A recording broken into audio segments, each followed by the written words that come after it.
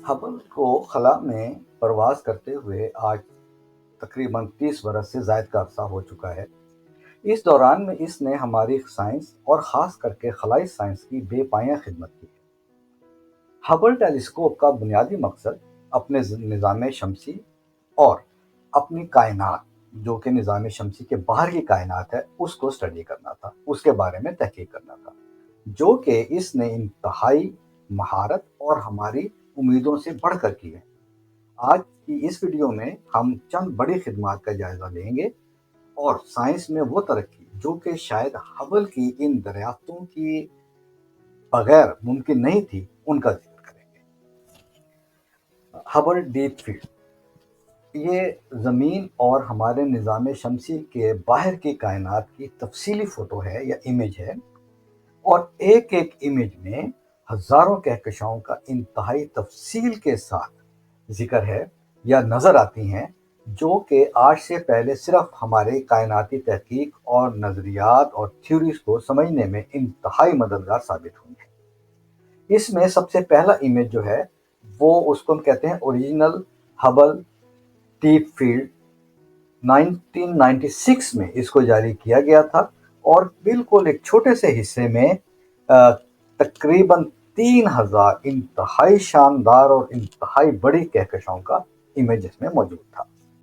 Hubble की तरफ से फराहम किया गया दूसरा बड़ा डेटा है हबल आउटर डीप फील्ड 2004 के इमेज। इन इमेजेस में भी 1996 वाले इमेज की तरह आउटर स्पेस या कायनात के बड़े हिस्से की बहुत सारी इंतहाई वाज़ेह तस्वीर मौजूद हैं, लेकिन ये उससे ज़्यादा बेहतर हैं जो कि 1996 में हबल के ओरिजिनल डीप फील्ड्स में हमें फराहम की गई थी।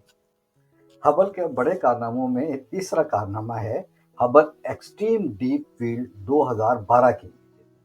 इन इमेजेस में हबल ने अब तक इकट्ठा की गई तमाम कायनाती तस्वीर को यकजा करके कायनात की एक मुकम्मल तस्वीर पेश करने की कोशिश की, जिसमें के कायनात की एक्सट्रीम आउटर डेप्थ की इंतहाई वजाहत के साथ अक्कासी होती है।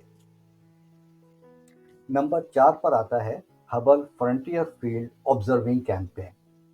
इसमें कहकशाओं की बनावट, उनके दरमियानी फासले और उनके वजूद में आने, उनके क्रिएशन के बारे में इंतहाई तफसील के साथ स्टडी की गई। इसको कहा जाता है ग्रेविटेशनल लेंस स्टडीज।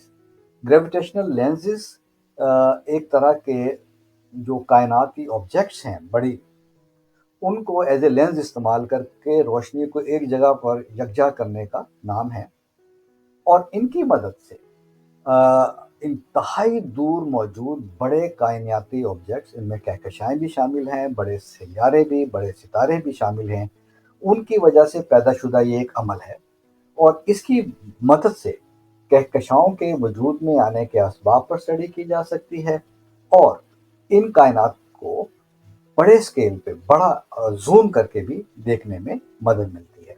तो ये एक बहुत बड़ी दरियाफ्त थी, जिसने कि हमारी साइंसी थ्योरीज को और नज़रियात को, जो कि अब तक सिर्फ समझ लें कि मैथमेटिकल इक्वेशंस की शक्ल में मौजूद थे, उनको एक नज़र अता की, उनको एक विजन दी कि आपकी थ्योरी जो है ये असल में इस तरह से नज़र आती है। उससे हमें फ़ायदा ये हुआ कि हमें अपनी थ्योरीज को जांच करने का मौका मिला इन डिटेल।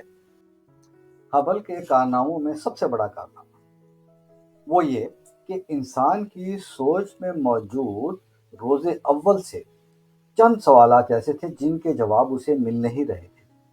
उनमें सबसे पहला जब सवाल ये कि हमारी कायनात है क्या, उसका वजूद का, उसकी क्रिएशन कैसे हुई है और उसका इख्तिताम कैसे होगा। ये बड़े सवाल थे, और इनके जवाब सिर्फ थ्योरीज की हद तक मुख्तलिफ कॉन्सेप्ट्स के अंदर इनग्रेव करके उनको पेश किया जाता था।